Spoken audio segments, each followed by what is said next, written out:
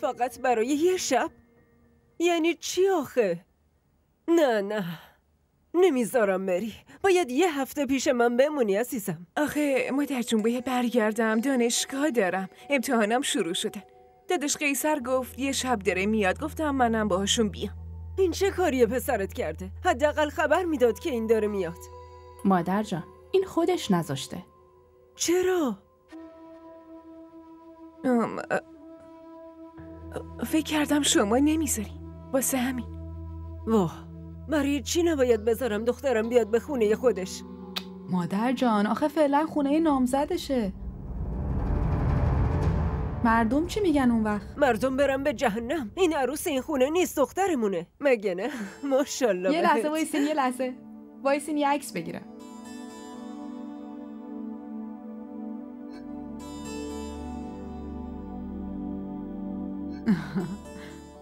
ربیه چقدر عکس میگیری؟ این همه راه اومده گشنه و تشنه، برو یه چیزی درست کن بیار. نه شما وایسین، با دستای خودم یه چیزی درست میکنم و میارم. نه شما زحمت نکشید، من گشنم نیست. چیزی که من برات بپزم انقدر رنگ و بو داره که گشنت میشه. اگه یه بار بخوری دیگه همش مثل بابات بهم دستور میدی. پاشو بریم زبیده، پاشو بریم آشپزخونه. بریم مادر جان. آرد داریم؟ بله داریم.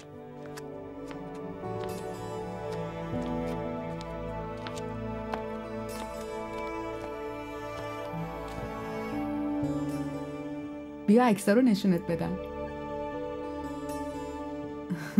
خیلی خوشگل افتادی.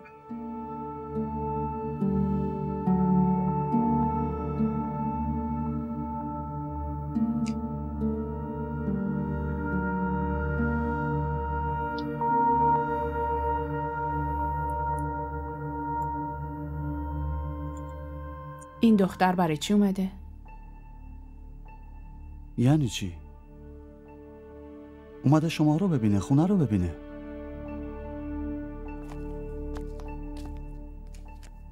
ببین قیصر، راستشو بهم بگو. دارم راستشو میگم. پس برای چی اومده؟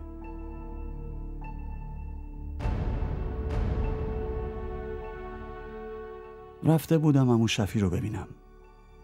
دیگه گیر داد. گفت منم باهاتون میام. میخوام فامیل رو ببینم، خونه رو ببینم چه خبره.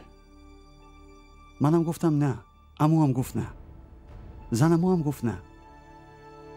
ولی مگه حرف گوش میده؟ اومد نشست تو ماشین.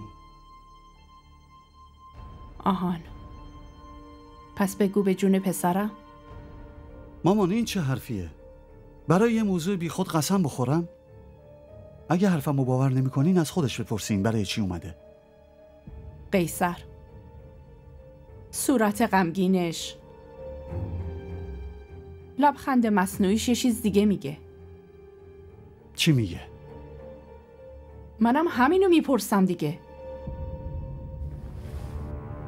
آره به زور آوردمش اینجا. از این به بعدم همینجا زندگی میکنه.